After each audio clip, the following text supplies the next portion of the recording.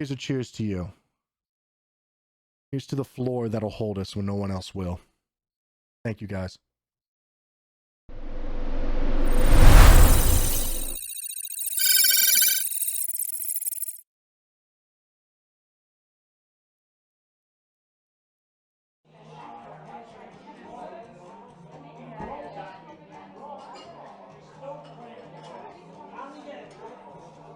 I was talking today about plans for labs and getting lab access to do some hands-on with you guys. I have an introduction for you today as well.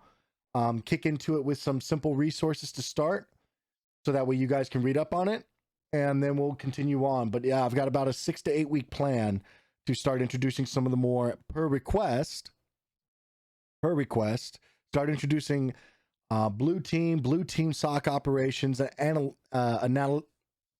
analytics and analysis, so we can go over things like analytic bias, unexpected twists and turns of your investigative process, looking at the enterprise as a whole, identifying a baseline, finding the outliers, things like that.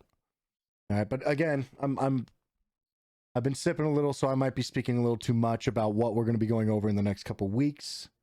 It is exciting. CTI is in there. There's a lot of stuff. I'm kind of going to start tilting the stream a little bit. We're still going to do the news, but we're going to focus more on the bigger topics. Last week, I think I went too deep of a dive. So what I want to do is I want to start pointing us more towards the rabbit hole that is analysis. And it benefits those of you that want to be red team as well, because you will understand where the logs are. They're going to catch you up, right? So if you know what is being logged and where the logs are that can be looked for, you know how to start circumventing or deleting your path as you land on the boxes. So all the way around, let's focus on doing the purple teaming. I mean, I've got the colors up tonight. All right, so let's move forward. As always, I'm more than happy to hear from you. Please hit that exclamation point Sec IT guy, hit exclamation point Discord, join us in the Discord, add me on the socials, DM me, and provide me any feedback that you want to see. What do you want to see more from this? What more can I focus on? Specific topics, or even just big brand stuff? You guys want to see me setting up labs on my own time when I'm not doing the actual Friday 8 o'clock stream? I can start streaming on my own channel on Sec IT Guy too. Or whenever I'm just putzing around and trying to figure out what a lab is. You know, what lab would be good to show you guys. That type of stuff. Let me know. So, as I said this week, we'll be getting into some of the threat hunting stuff, but we're going to start off real quick with a little bit of news. And I do mean little, because I do want to get to some other stuff. But it's just, there were two topics that were just too good to leave out. So Ubiquiti is accused of covering up a catastrophic data breach, and it's not exactly denying it. Krebs on Security reported on it first, but Ubiquiti is definitely acting a little shady and hesitant. If you're not familiar with Ubiquiti, you can Google them right now. But what they are is they're an access point provider, a Wi-Fi provider, a security provider for the upper end residential space. What do I mean by that? Well, you can take their products and link them together, and they also have multi-tenured access points where, for example, you can put a dish on the backside of your house that will then broadcast through your entire backyard. And you can adjust the channel width, you can adjust the power outage, things like that. They do all sorts of equipment and stuff. You can, well, I'm not going to say that the regular user can self-install, but it's nice because it's set it and forget it type of equipment. You set up your configurations, and then you can manage most things from an app on your phone. So the fact that they might have had a massive data breach, they're not talking about, is something we're going to talk about. Amazon security staff reported its own hostile tweets as suspicious, fearing that their social media profiles have been hacked. That one's pretty good. What we're going to be talking about there is we're looking at baselines. How to identify and what to do when you're talking about baselines. And something called type 1, type 2, if you're studying CISP. Error rating. False positives, true positives. False negatives, true negatives. We can keep going down the rabbit hole, but it's good. We're going to not actually get into the CISP stuff too much, but I'm going to mention it. If type 1, type 2, type 3, type 4, we'll get to it when we get to it. But point being is, they knew their baseline and they said that this is fishy. And they acted on it. So we'll talk about it in a second. Let's go on to Ubiquiti. Should I start out in IT before going into cyber? You know what? Mill, Britain, I keep that up. I will definitely go into that. I'm only here for the drinks, claw overdraw. Cheers to you guys. And Dev Nolzen, we are definitely gonna cover that Ubiquiti, okay? So here's the Verge and Solutions review. Throwing that up in chat real quick. Boom. All right. So Ubiquiti, as I described them, they are a company that offer, they call them the prosumer grade type of equipment. Now, I've seen all sorts of things. And what's nice about these is signal attenuation is lackluster in most gear, even like Netgear, things like this. It's where your signal dies out after you go so far past a certain point. Your signal can die out from concrete. Hell, if you have a really good, strong built log cabin, signal can die through the walls. All right. Ubiquiti is awesome because they do a very plug and play style setup configuration between multiple access points on the same backbone in your home. So if you have a large home or network, you can set it up yourself, or you can pay somebody a one-time fee to come out and professionally set it up for you, and then you leave it because the settings are configured into the firmware on power off, power on. They all get cycled. It's very decent. However, they're being accused of the catastrophic cover-up by Krebs on security, and after 24 hours of silence, they finally released a statement, and it actually does not deny specifically any of the claims that have been made about it. Originally, they emailed customers about a supposedly minor security breach at the third-party cloud provider that they use back on January 11th. But now noted, as I said multiple times, you know what? I will link the Krebs on actually, I'm going to ask Fraser if you can find the Krebs on security article. I'm sorry I dropped the ball there, but if you can find that particular article, because it is very good. I don't know why I didn't include it in my notes. I apologize, guys. But moving forward, it's reporting that the breach was actually far worse, and a specific whistleblower that spoke to Krebs said that Ubiquiti itself was breached in the cloud environment, Ubiquiti's assets. The company's legal team prevented efforts to accurately report the damage to its customers, playing the PR game. Now, in summary, attackers got full access to the company's AWS servers. All right, just point blank. Apparently, they left the root administrative logons and a LastPass account management tool. The root administrator logons in a password manager. Now, they could have been able to access any of Ubiquiti's networking gear that customers had set up to control via the cloud company service. That's the problem.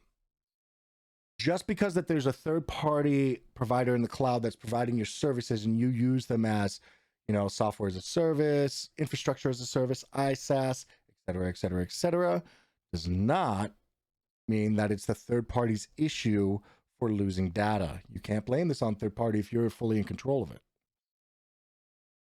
Moving forward, Krebs' article very specifically, that's why I was asking Fraser to grab it. Krebs' article very explicitly points out that the whistleblower stated the company doesn't keep logs. Now, that would normally be the first step you would go to address these types of access points, especially in a cloud environment. But if they don't have the logs, they cannot address that.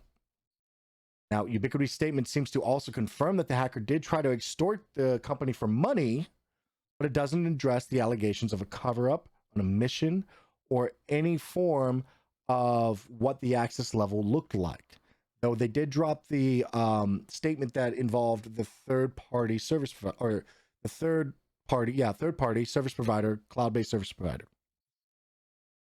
Now, in the public statement, the company admits that its own IT systems were accessed, but it doesn't address any much else. And the fact that the statement confirms some of what the whistleblower is saying, while leaving out the most worrying parts, were the customer's devices accessed. That's very difficult. Now, a few years back, moving into the takeaways here, a few years back, we had several attacks where the PR went completely unknown and unnoticed. Okay? Because the PR cycle was handled in such a way where it was a massive attack, but it was only reported on a regional level. Madison Square Garden released a PR statement involving the card skimming attack that occurred on their networks almost on, I believe it was Thanksgiving Day or the day before Thanksgiving. It went through one news cycle, dropped off. In fact, I'm sure this might be the first time a lot of you are hearing that Madison Square Garden did get hacked. You can go look it up. It's a very public notification. They did not keep logs. They are not sure how many people's credit card information was accessed, and it just fell off the loop. That's how you handle PR. You know what you don't do? You don't blame AWS for your attack until you verify that it's not you. Just don't do it. That's not the way you handle things. You also, very especially in this day and age, it is highly recommended that you don't set up a cloud instance without some form of logging. You have to keep the logs. You have to keep the records. You have to maintain the identity management. That's the important part. So at this point, we're looking at, it looks like a little bit of a fumble in the start, and now they're scrambling. Am I speaking towards the security? I haven't seen enough about the security, the reporting on the security to actually speak on it. I will fault the fact that they don't have the logs. They don't know who or who was not accessed. And on top of that, the fact that that is an omission in their actual coverage is a big problem. Okay? Because that means that if the customer's data could have been leaked, if you could have had access to customers' devices, potentially, who knows what type of data could be compromised in that. We don't, because they aren't telling us. So, thank you, Fraser, for posting the link. Why would they try to hide this besides PR? They don't know. PR. That's it. They don't know. And then public relations. Is there any tactical advantage? All right, so there is a tactical advantage to holding some cards in your hand when you're dealing with a massive incident, okay? You don't want to release indicators of compromise too early. You don't want to let on that you know about the attackers until you're ready to clean them up. I don't think that's the case here. They thought that the issue was on AWS. I will say that 99 times out of 100, the issue is, I'm not saying that AWS is faultless, by the way. I'm just saying that 99 times out of 100, it's a configurations issue, it's a coding issue, it's an applications issue.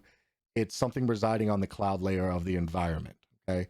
There are the 1 out of 100 times where it might be AWS, but it's one of those that you first really need to look hard at yourself in the mirror before you start complaining about what the images that you're seeing, okay?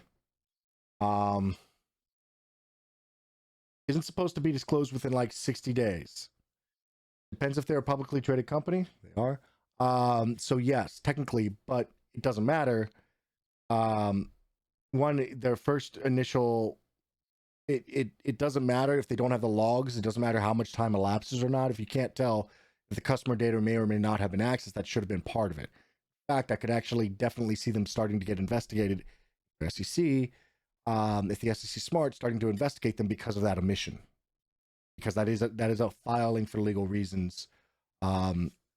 Actually funny, because the filings usually the stock market that's actually started pushing those filings. It's funny because it's a financial claim, right? It's not per se that, oh, the customer data is gone. No, it's the fact that, oh, this is really bad and we weren't truthful to our stockholders and they have lawyers. Unfortunate truth, but it's the truth. Top 3 sources staying up to date on cyber news. We'll get to that. Arcanite. Okay, and we'll talk about test study and test cramming. I've got a blip on that. All right. So moving forward, okay, Ubiquiti, they're in a little bit of hot soup. I don't appreciate providing only half truths. If you don't know, it's better to steer in the skid, man. You don't know. You don't have the logs. You don't have the logs. I think that they're setting themselves up to be liable at this point for not fully reporting on the facts as they currently have them, because the logs aren't just going to magically appear between January 11th to now. That's not going to happen. So, you either keep them or you don't. And if you don't, then you need to report it. And we don't know what they touched, unfortunately, due to error in logging, error in judgment, error in fill in the gap, man. So moving forward. So this in, Amazon security staff reported its own hostile tweets as suspicious. Oh my God. There we go. Okay. Intercept. I know I have two. By the way, I noticed that I had two intercept. I have two intercept articles this week. I don't know why.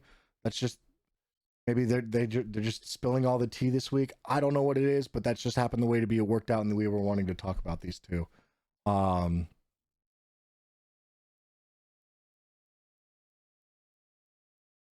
Okay. Through the links up in the chat. So there's a lot to this story. To give you a little bit of background, there was another story about Amazon, a breaking story about Amazon, about how drivers, to meet the quotas set by Amazon, how drivers were urinating into receptacles within the van itself, just using the restroom basically in the van itself instead of stopping appropriately and like using a bathroom in a gas station or X, Y, and Z, right? They were basically having to, they were, which I'm not going to touch on that. Okay. I'm not going to touch on that. I'm not going to get into that whole, is it true? Is it not true? Is it, this isn't that stream, guys. Okay. That it isn't that stream. So you know what? I will address it personally in Discord if you want to talk about it later. Okay, but I'm not doing it on stream. All right. So whether or not that's true, whether or not that has anything to do with it, what happened though was apparently the PR for it, the social media aspect, the tweets, they got a little feisty. So much so that one of the incident responders, or what I'm going to call them incident responders in this case, the analyst, the security engineer, everybody uses different terms. The person that watches and monitors to make sure that everything's good took a look and said they were concerned that it was unnecessarily antagonistic tone, and they filed a suspicious activity report believing that the company's social media accounts had been hacked. The report said these tweets are unnecessarily antagonistic, risking Amazon's brand, and may be a result of unauthorized access by someone with access to the account's credential.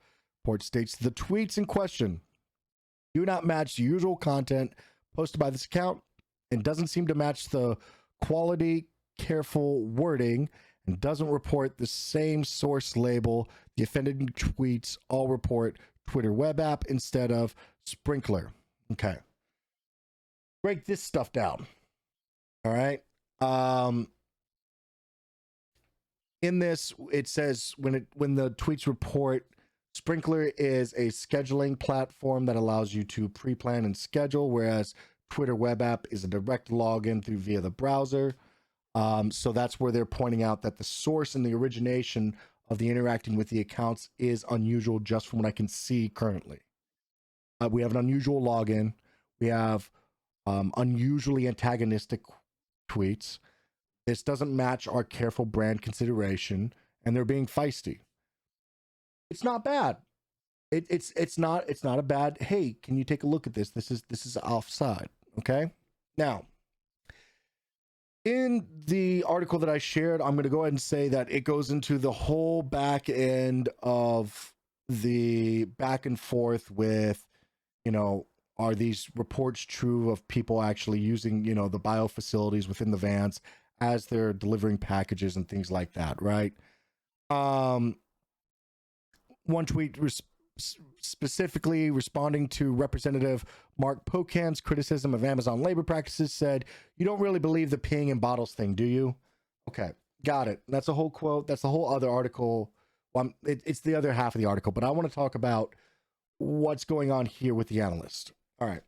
So when you're talking about analysis from the perspective of both, you have to consider two things, okay?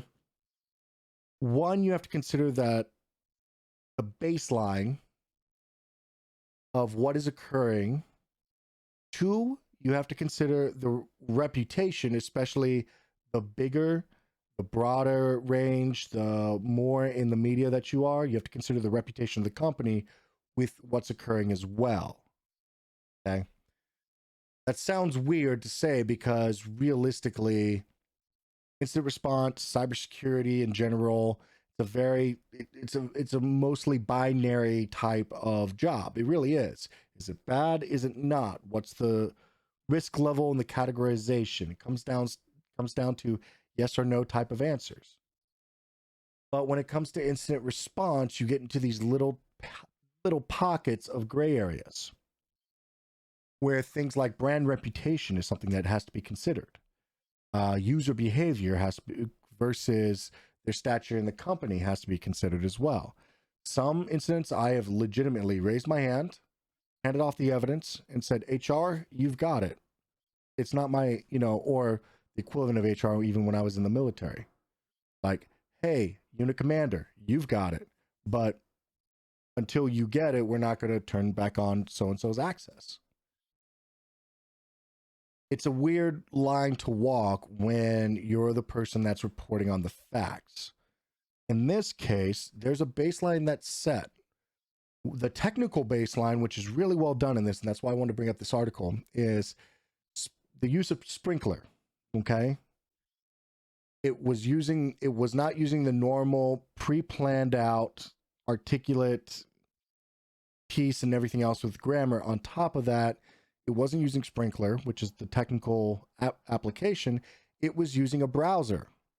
That's a very good technical indicator of the behavior. This is odd behavior because it's using a browser. And normally we schedule it through this particular web application.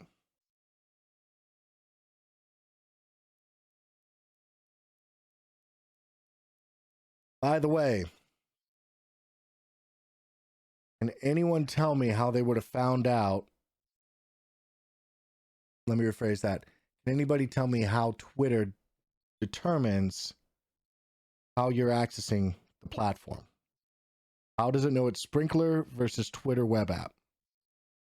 Raise your first person you find, put up over there. Okay. So with that, that's a very good technical indicator. On top of that, they're talking about the behavior. It's antagonistic. It is going after somebody. We have a quote. Somebody I know is going to know the quote. We have a quote that the easiest way to be a target is to be the loudest in the room. It's also very easy to be a target when you start using antagonistic verbiage, antagonistic actions. You start using action verbs like I'm coming after. You use this is true. You use independent clauses. I am coming after you versus we are going after this ideal. You use aggressive language. So this antagonistic behavior, API called DevNilZen, Google Analytics, Fraser, token Snowlured. All plausible, but I'm going to almost promise you that it's user agent string. If you don't know what that is, you should take a look.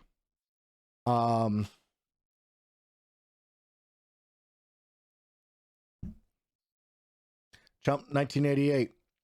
User agent, I think. Yep. I'm thinking it's user agent too. I don't have 100% proof, but if you don't know what user agent is, you should take a look.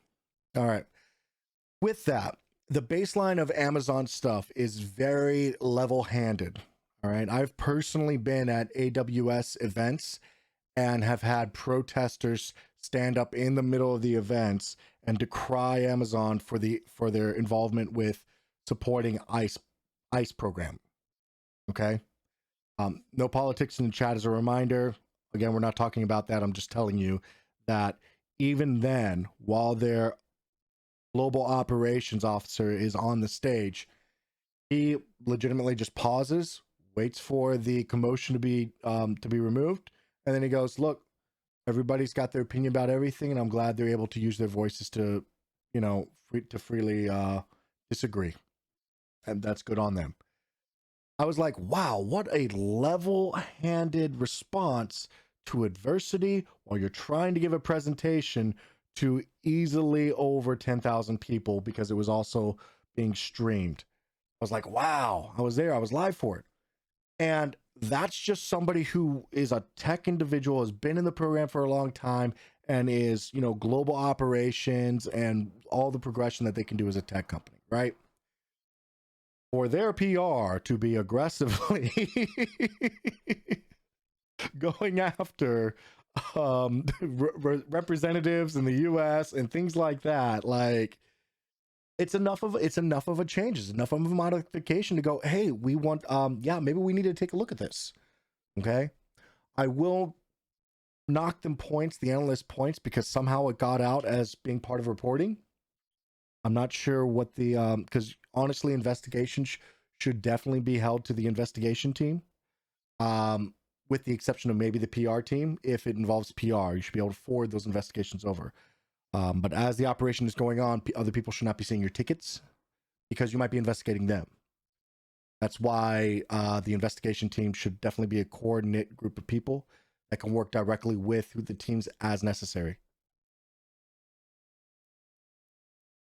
California 909, user agents are so spoofable. 100% they are. A little bit of packet magicry, and you can definitely spoof them. Absolutely, 100%.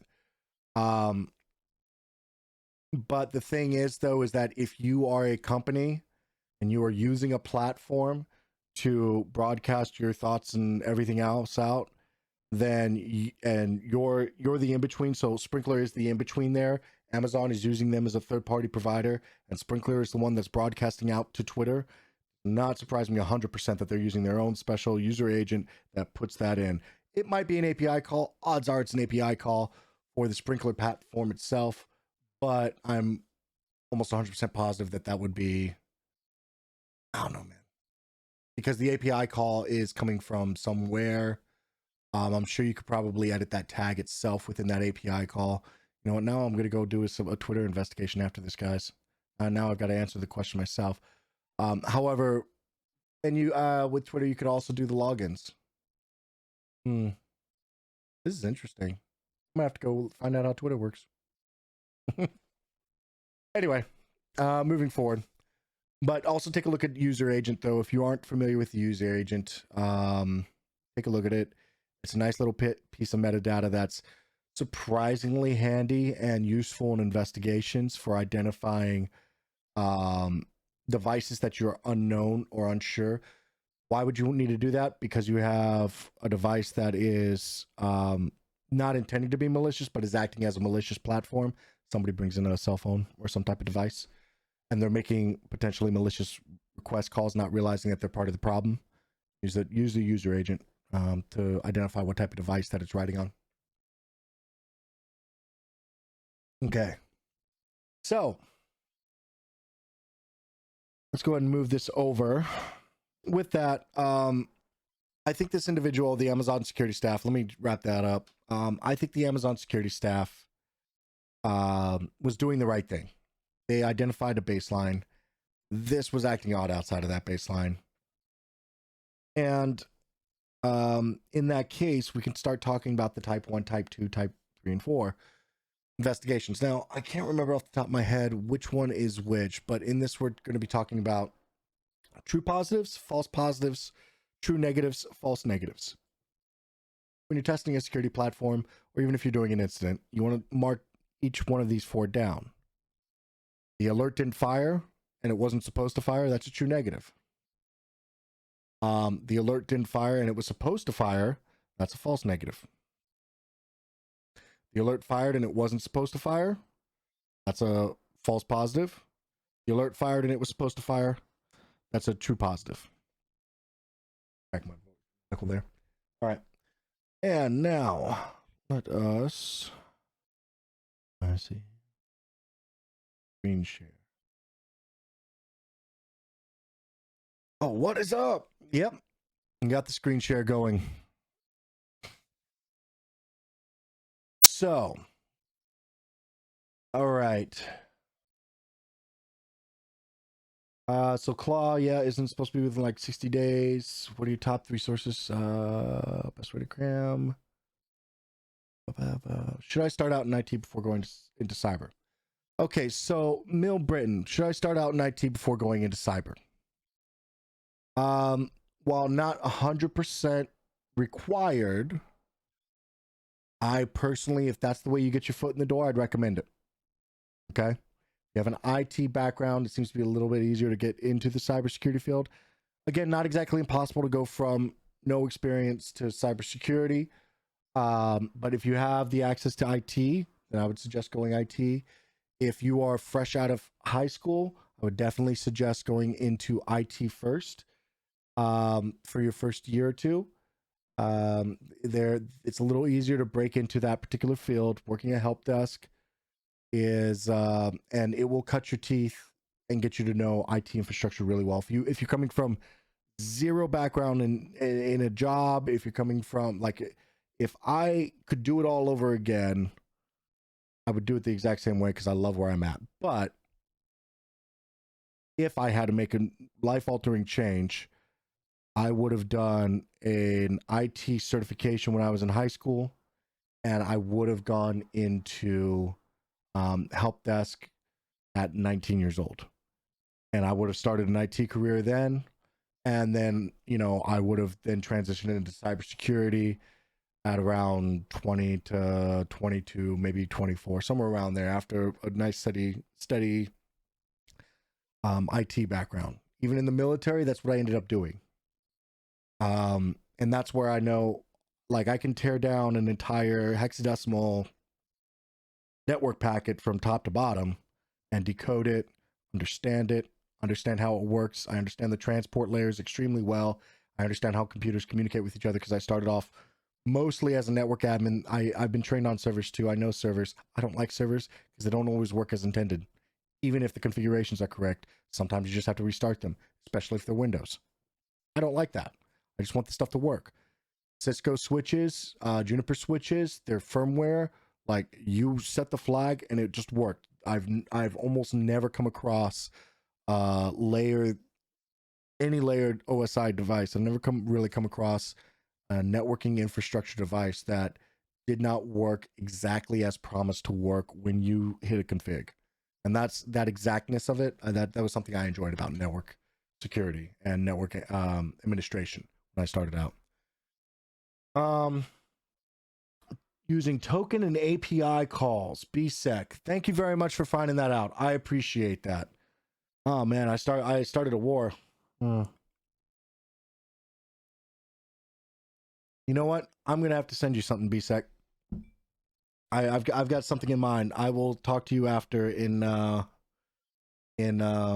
actually I do have some awards I can give away. Ooh, that's interesting. I can do a giveaway for knowledge. Something else I have to decide when I'm coming up with content. Okay. I'm gonna give it to you for the assist with the knowledge, and then I'm gonna start coming up with some giveaways for you guys for a knowledge question a week that you guys can research. I like that. I'm gonna come up with some giveaways. Okay, moving forward, let's take a look at this. All right, now obviously I've just been having this on my damn desktop. I apologize. You know what? I'm gonna move. I can't move from there. Okay, I'm gonna have to keep looking over here randomly, but what I have up right now is I have up the threat hunting Google search. Now, here's what I wanted to actually say. And I was going to say this earlier in Discord, but I really wanted to say it right now because I felt bad. I was doing the research today, okay? And I looked up the term threat hunting. And you know what blew my damn mind? How many ads there were. It's incredible to me. I knew that this had just become like, you know, everybody is throwing out, oh, we do threat hunting. And it's become such a sales kick, and it's become such a sell. It really annoys me because there's a very tried and true methodology here that people are saying, oh, automation and machine learning, and that's not threat hunting, at least not off the top. But off the top of the bat, I get 79 million results. 79 million results. I also get another 4 ads at the top. And if you scroll down to the bottom, I get another 3 ads. All right. Threat hunting books. I've never seen any of these. I've seen, and this one in particular, Cyber Threat Hunting. I've never seen that book before, but it's on its 2nd edition. I'm very confused, a little annoyed. And everything that I saw on this page, with the exception of securityintelligence.com, was an ad wall to get access to the information. And personally, ad walls kind of annoy me. Okay. I get it. I do get it. Providing a relevant research paper is a resource, right? And they pay people to create this research, and thereby they generate up, a sales lead that they can use. Okay.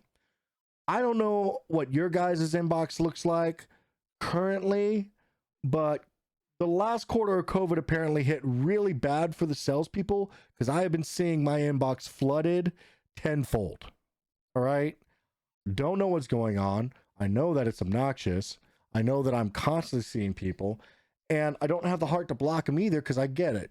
Sales need to happen. You're just talking to the wrong person. Anyway, point being,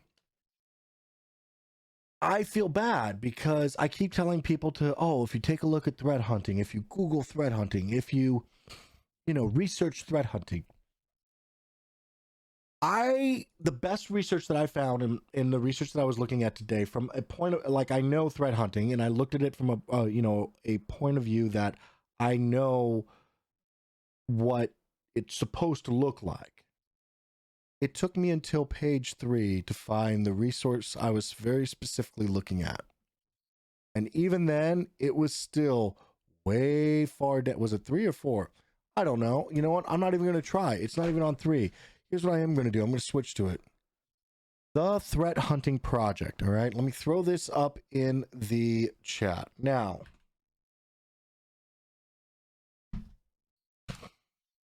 Angry Amiibo, I saw the pics, but pics don't tell you to taste. I'm not engaging. All right.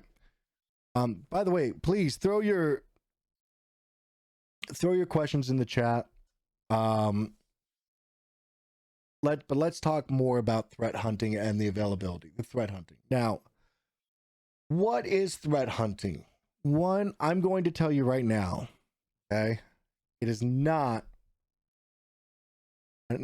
it's an analytics technique, but it's not for somebody that's new to analytics. Okay?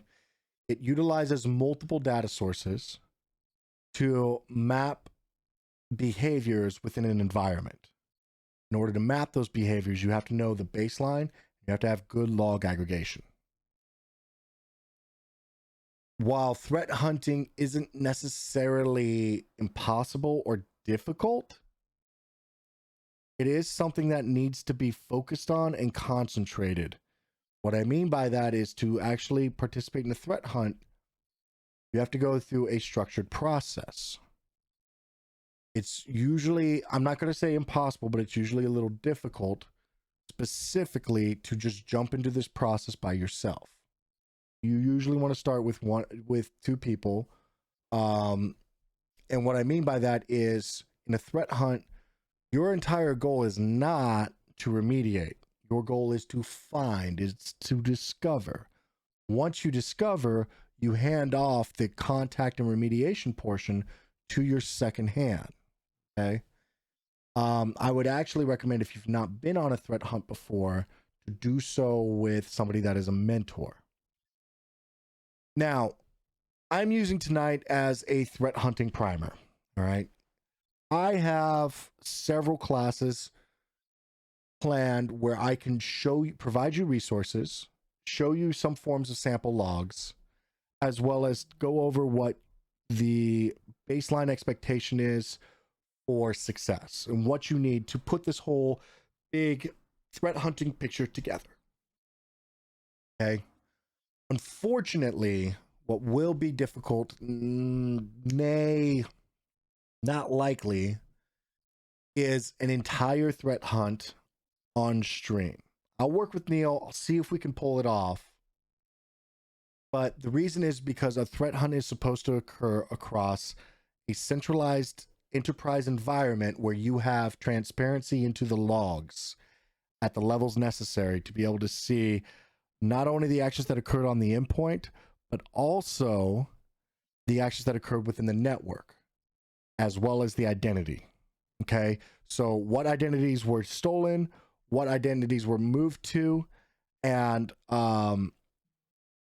what happened once those identities were gained on the box itself, what persistence mechanism. This is what you start discovering. You start pulling, it's called pulling the thread, going down the rabbit hole, you know, all sorts of different other things that can also be used reference drugs. But anyway, it can be a slippery slope. Well, I'll tell you, when it's successful, oh, that's the blue team's version of popping a box. Okay, when you catch somebody that is extra sly or sneaky, that is golden. That is the best feeling in doing the job. I think my favorite was catching an adversary that was using fileless malware, so memory only malware. It was an exercise. They were red team NSA accredited, and I found them using fileless malware. And I was very happy I told them exactly what boxes they had popped, what boxes they didn't pop, what room on the base they were operating out of. It was a good day. But with that, I want to start talking about this. Now, for those of you that are unfamiliar, let's talk about the Squirrel Archive. Okay, the Squirrel Archive and all of this. SQRRL. Because to this day, it's still brought up. Neil's mentioned it a couple times. I've mentioned it a couple times. Now, what is the Squirrel Archive? Is it being squirrely? No. And I'm pretty sure where they grabbed the name Squirrel because the people... All right, one, what is Squirrel? Squirrel used to be a company. They used to be a company that specialized in advanced analytics. Hold on. I'm getting told to zoom in a little bit. How are we looking? A little better? Okay, cool. Okay, cool. So what is Squirrel? Squirrel was a company that specialized in advanced analytics, very explicitly an advanced platform that I actually used. I got a researcher's key back in the day, and I was able to play around on the Squirrel platform, and it was outstanding, man. What it was a graphics-based API platform that would show what we see a lot of today, which is the attack pattern of process to process through each node once the attack is identified. But what you can see is you can scope the attack platform down to a certain timeline, click on a very explicit node, which would be like an endpoint or a firewall. And if all the APIs were working correctly, you would be able to see a breakout of all the processes, the network connections that came from it, all sorts of information. It was wonderful because then you could add to case each indicator or compromise through the entire attack chain, and also then see further what they had talked to and just build out what the attack pattern looked like throughout everything. It was very marvelous. Good night, guys. Good night. It's going into a good weekend too. Thoughts on the threat modeling manifesto? Threat modeling manifesto. I'm familiar with threat modeling, but I'm not familiar with a threat modeling manifesto, Cyber Roflo. I'm not sure if I've read that one specifically. Like, I know the diamond model for threat analytics mapping. I mean, hell, I could leave my chair.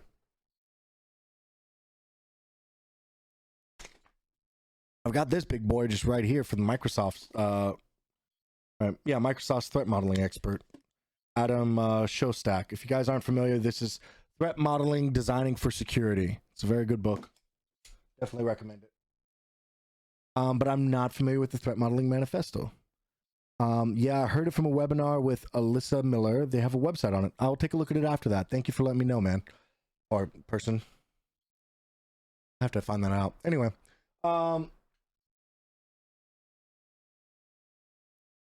So, with that, the threat hunting project. Now, Squirrel had an amazing, amazing program. As you guys have probably seen in the very top sentence, they were bought by AWS. They were purchased by AWS. I kept an eye on all the individuals that worked for the company as well. They went on to work for AWS. They basically bought the company and moved them into an overarching division underneath AWS as well to map all the stuff. It is quite interesting. Okay. However, what I want to show you is the threat. So one, we've talked about the pyramid of pain. That's listed on their program, right? Two, I want to talk more about here. This lovely guy. Boom. Okay. Oh, wait. Let me zoom in for you guys. Okay. So, this is what we're going to do as the group. We're going to talk about, I'm going to present new ideas to you about things that you need to do a threat hunt, as well as talk about the different types and basics of threat hunting. Tonight is a primer. Tonight I'm introducing the topic to you. I'm introducing the resource to you. You can go and read through the stuff. Next week, we're going to talk about logs, the different log types, what I recommend for log sourcing, things like that, right? It's going to be quick, down and dirty, focus more on the news, but also signature development, right? It's going to be, the point is that a threat hunt is, I have heard people talk about instant response as finding a needle in a haystack. You don't know the size and the shape of the needle. The needle might be metal, the needle might be bone. We don't know. It's this type of needle or it's that type of needle, and finding a needle in a haystack, that's what it's like to do instant response. And to instant response, I would say yes. I've heard people describe threat hunting like that, and to that I say no. Threat hunting is a little different. Threat hunting is like trying to find a mouse in a cornfield. The size of the cornfield depends on what your enterprise looks like. Finding the mouse depends on the tools that are available to you and the centralized amount of logging. If you have ground sensors available, then you know where that mouse is pretty quick. If you have audio equipment that can hear whenever the mouse chirps, then you'll be able to find them pretty quick. There's all sorts of different ways that you could use technology to find a mouse in a cornfield, right? Heat mapping, all sorts of mechanisms. But if you just have a guy with a shovel and a spade walking around a cornfield and poking around, it's going to be a lot more difficult. So how much money are you investing into this? That's what threat hunting's like. The reason why I say that is because a mouse can move. A mouse can move around. It can run away from you. It can be quiet, be loud. It's up to the mouse. And that's what threat hunting's like, because you have an active adversary on the other end. Malware doesn't just land on a box and then just sit there. I mean, it can, but it also laterally moves. If it gets a call back, it can, go quiet. It can move into memory. It can have persistence on multiple different locations. It can change configurations to make it easier to regain access to that box. There's all sorts of different ways. So I prefer mouse in a cornfield when you're talking about threat hunting. With this, these are the levels of maturity. Now, maturity levels, as we know them for, growth, that type of stuff. This is the level of maturity when it comes to your threat hunting capability within your company. As I just gave you with the mouse description, level 1 relies primarily on automated alerting, little to no routine data collection. That means that you don't have mature logging in your instance, and you're relying on signature development, alerting, and then you'll do a deep dive on that signature, and boom, done. And that's not threat hunting. That's why it's marked as a level 0. That's the basic of SOC. That's not even really that great of a SOC if you're not routinely collecting and storing data that's necessary to the operations of the oh, Dev Nolzen, good question. I will hit that in just a second. Minimal incorporates threat intelligence, indicator searches, moderate and high level routine data collections. Now, level 1 is good. That's where you can start off. You're collecting the log values. You can start looking at the log values in either some form of centralized platform or using Python or PowerShell as your backend for the scripting. Right? Incorporates threat intelligence. You've got a list of bad URLs. Do you know how many of your systems have talked to those bad URLs? Can you tell me? What if it's 2 out of 1,000? Do you know how to look that up? That's number 1. You should be able, that's the level 1 where you should be able to start doing that. You should be able to take a list of the DNS callouts of your entire enterprise systems for a day and be able to compare it to a list of known bad domains.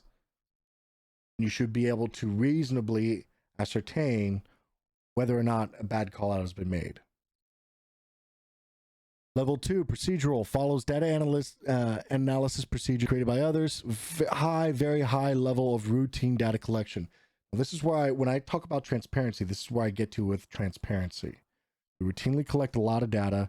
You have the capability to look deeper in, and you're starting to be able to do procedural elements for data analytics. This would be, if I'm using the DNS example again, use DNS, and then use the Alexa top 1 million websites. Scan the DNS list of all people that have visited any DNS registry in the last week. Compare it to the top 1 million websites. What website is not on that top 1 million list? It's off that 1 million list. I promise you it's a brand new website. If it's a brand new website, the likelihood that it's malicious is pretty good. Boom. There's a threat analyst. Level 3, innovative, creates new data analysis procedures, high or very high level of routine and data collection. You want something innovative when it comes to DNS resolution, automatically take a look at anything that's not known in the last or cached in the last 7 days, compare it to the creation date of registering individual items, because keep in mind that it's extremely easy for attackers to burn architecture. Okay. Also, you can take a look at the domain listing as well. Is it a random assortment of characters? If it is, likely it's not for human purposes. Why are you users visiting something that's not a human? Right? Why is the domain name 10 characters and none of which spell anything? And why is Peggy Sue in Montana going to 10 characters that make no sense to go to whatsoever? And it's because of her user agent. It looks like it's part of the browser. That all sounds really fishy, right? When you talk about dealing with thousands, tens of thousands, hundreds of thousands of devices on a network, you have to be able to retain logs in a meaningful way that you can search them and stack them on top of each other and pinpoint areas of concern or unusual activity or behavior. Sometimes I will take the entirety of a DNS stack for, I don't know, a week, 30 days.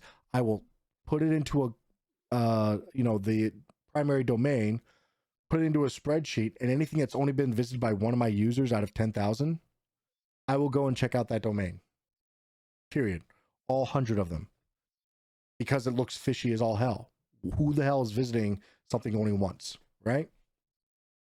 As a DNS query where they are directly like trying to find it from the browser. Now, with that, is there a link to this image? Doc Jaden, yes. This is Threat Hunting Net files, okay? Particularly, I'm looking at the threat hunting reference model from the Squirrel Archive. You can find the Squirrel Archive by right here on the side of the threathunting.net. I'll post the threathunting.net up one more time, okay?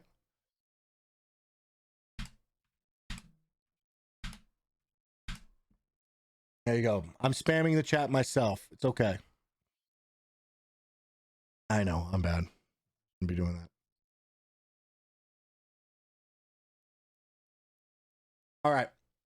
So with that, what I want to talk about with the threat hunting is threat hunting is taking a hypothesis of I have malicious callouts on my network and then proving yourself right.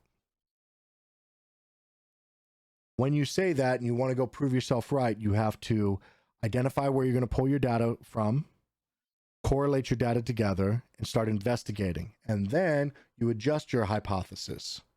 I have unknown callouts that might be malicious because I have callouts that are not marked as malicious yet. If it's marked as malicious and it isn't rolled up, then that the threat actor is being lazy generally. They know very quickly when it's malicious. It's public knowledge. When their infrastructure is burned, they know they'll wrap it up, they'll kick it out. Okay, understood. So I have, instead of saying I have malicious callouts, I have unknown callouts that are probably malicious. That's me adjusting my hypothesis to what I'm finding in my DNS lookup. And then there's multiple different ways that you can model this too. You can start modeling things like, I think people are abusing my login process. Well, what does that look like?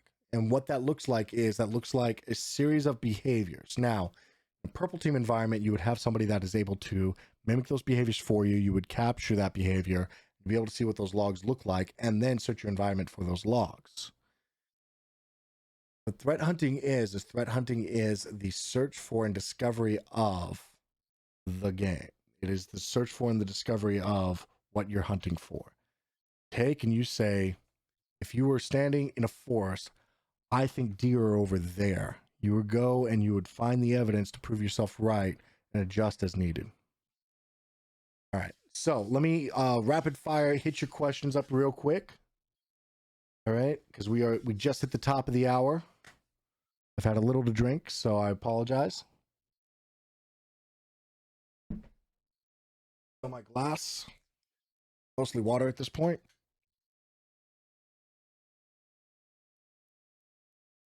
I will be in Discord after this if you guys would like talking. What are your top 3 sources for staying up to date on cyber news? I don't know if it was you, Arcanite, that asked me that last week, but I really don't have an answer for you. Google auto suggests some stuff. Facebook auto suggests some stuff. I go to a couple places. Krebs is one of them. I definitely get a subscription letter from Krebs. Twitter. Cybersecurity news is kind of, I don't have a single or even a couple different places. If you're new to it though, I would definitely suggest take a look at subscribing to Dark Reading. Dark Reading is an amazing resource for just news. Take a look at SANS bulletins, much drier, especially their Internet Storm Center. And while I'm very mad at them for the cost of their prices right now, they are a good resource. They also have a lot of white papers. Take a look at those. What else? Twitter. Go take a look at Neil, IT Junkie. Take a look at me, Sec IT Guy, on Twitter. Follow the people we follow. Also, David Wiley, correct? I believe. I'm sorry, Dave. The Hacker Maker. Take a look at his account. He's on there as well. I'm sorry. I know I'm butchering your name horribly right now. I'm drawing a blank. I do apologize. But take a look at those, and those are the people. Just start there to follow, and then pay attention to the hashtag FF, friends of friends, and those are the people that people follow, or following friends to follow, maybe. I don't know what FF stands for, actually. But yeah, Twitter. LinkedIn's a little iffy because people are always pushing their personal blogging stuff, so then you get a lot of people that are it's a lot more. I found LinkedIn to be a lot more opinion pieces, professional opinion pieces, but still opinion pieces. Yeah. Best way to cram an exam. I have a week to go and you're not doing well. LTHL1. All right, I wanted to show this. Personally, I abuse the hell out of my books. By the way, I highly recommend this, The Practice of Network Security Monitoring. It was my first cybersecurity book. It is by Richard Betchlick. If you're not familiar with Richard Betchlick, take a look. He has written so many good things. He used to be the ops officer for Mandiant. If you're not familiar with Mandiant, they are FireEye. They are the people that started the term Advanced Persistent Threat, APT. They started APT-1 on China. All right. He was the operations officer when that happened. Prior Air Force guy, really good individual. Recently left Mandiant and is actually pursuing some other stuff on the side. I actually own multiple, not only of his books, but other books that were not written by him that he bought and then sent me as an Amazon partner of all things. I bought a book that is previously used from him on Amazon. I was like, no way, it's this Richard Betchlick. Then I tweeted it out, and sure enough, he responded to me back. I was like, really? That's awesome. I should have gotten you to sign it, man. He's like, if you ever see me, yeah, that's happening. With that, I have everything tabbed. I have everything highlighted, front to back, side to side. I used to like fall asleep with this book in my hands. Abuse it. If your first couple books that you really get into the field, like they should be dog-eared. Whether all of this up here are ideas and things that I liked outside of the section tabs and things like that. Like, I get the paperback, fall asleep with it in your arms, read it while you're babysitting for your kids. It doesn't matter. Just read and ingest the knowledge the best way possible and have the passion to do so. When it comes to studying, I can grab over here. I've got note cards. I like to write out flashcards. That's what works for me. I don't like to type them out. Typing them out, you copy and paste too much. Write them by hand. Write them by hand. It's part of the memorization process. Have somebody you love or, trust or is around quiz you on them.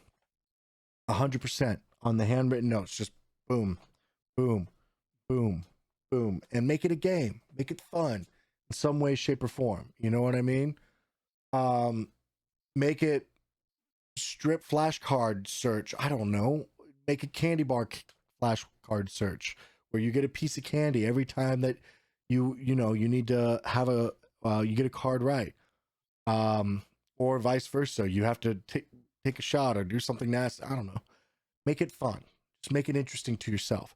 I am very serious though about writing it. When you write, you tend to retain a bit more. If you're doing notes and cards, you will be thinking about exactly what it is that you're writing down. That surprisingly helps a lot. I actually, by the time I was finished making my flashcards, I usually knew about 80% of them, which is the passing part. By the way, we're done with questions as of now. I'm gonna try and hit all these real quick. Do you think if I do a 3-week internship with a cybersecurity department, it will help at all? 100%. I think any internship, any experience into cybersecurity will help. Period. Period. If you can do anything, it will help. Thoughts on the fake cybersecurity firm set up by North Korea, DevNelzen? I actually was going to touch on that tonight if I didn't have such a big thing to talk about with the threat hunting. I think it is I think it's something to be considered. They actually set up some good. They were pretty competent at the social engineering this time. They set up. If you're unfamiliar with the story, you can take a look on Google for it. But North Korea attackers are targeting cybersecurity researchers again, but this time they came with more fire and they set up a fake company news portal and they put out really well written tweets and professional tweets, and they're setting up some decent infrastructure. Fortunately, they were already tagged and they were already grabbed. I say unfortunately because fortunately, unfortunately, you know how I mean. But yeah, they were already grabbed. The website was already identified. Everything was already identified. But I like snaps here for they keep targeting cybersecurity professionals, man. That is that takes some that takes some gall to keep targeting cybersecurity professionals. And they put out all the stops. So you're basically looking for everything when you're threat hunting. Any indicators? You're looking for behaviors. Threat hunting is much more formed on behaviors. Italia 210. And did you read the ProDAF's report on the C2 servers used in the SolarWinds breach? Interesting stuff. I have not, but I will. Thank you, DDip214. And we are at the top, past the hour. It's a thing. It happens. But I think tonight was good. I'm very excited about this upcoming bit of thoughts I have for you guys. And the idea is not necessarily to give you a hands-on training class for an hour. Okay. The idea is to introduce you to the resources, the topics. My biggest issue whenever I was first starting out was I didn't know what to Google. I didn't know how much further this rabbit hole went.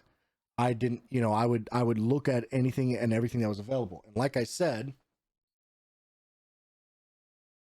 this book in here actually has one paragraph describing threat hunting. It's the earliest instance I can find of threat hunting. It's only one paragraph, and it describes it as an advanced form of analytics.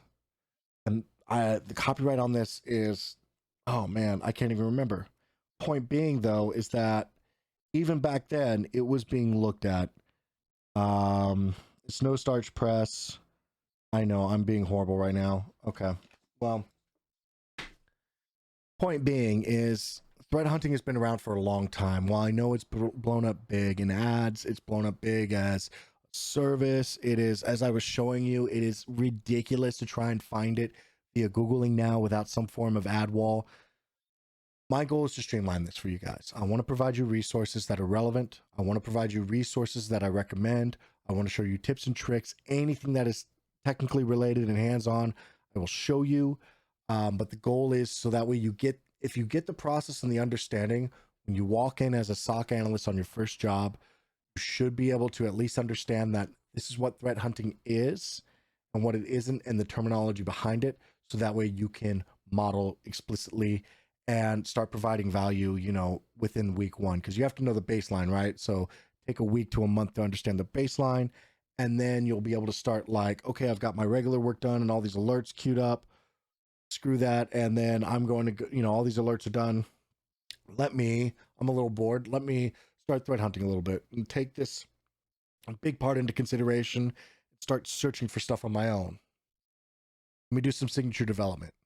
Let me really dig in there and find these guys. And you'll start, and I think that will help as well. Like if you at least understand the terminology, the process behind it, you'll be able to start impressing right when you start off. Okay. So 910, thank you guys so much. Thank you. We are coming to the end of the night, and I really want to thank my mods. Thank you, Frazier. Thank you all. Thank you for Frazier. Thank you. I've seen Cyber Insecurity in the chat. I haven't been really paying attention too much to the chat. I know it was Cyber Beard Sec. Also, the Brian, the Beard of Awesomeness is there. I've seen so many of you guys. I really want to thank mods, but especially just want to thank them for all the continued hard work. We're at episode 10. You guys have been sticking around and showing up. Thank you. I want to also thank you guys, and I mean you, and your ongoing, repetitive coming here and listening to me rant and rave while enjoying a drink with me about blue team stuff. Thank you. Yes, you chat. You for coming here and hanging out. I definitely especially appreciate you.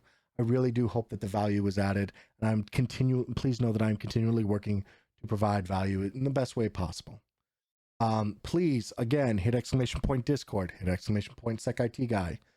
Hit me up. Let's have a conversation about what more you want to add, what more you want to see. If you want to see me do hands-on stuff, it's fine. It takes a little bit to prep. If you want me to do theoretical, fine as well. I can keep continuing and altering this stuff. All right. Please let me know how to improve so I can best support you guys. Now, here's a cheers to you. Here's to the floor that'll hold us when no one else will. Thank you, guys. Hey, thanks for watching. I want to thank Neil on the Cyber Insecurity channel for providing a place to have real conversations with real people. Feel free to throw a like or to follow me on the socials in the description. Please remember to click subscribe, hit that notification bell, And if you want to see other videos, click that stuff that's all over the screen. See you next time.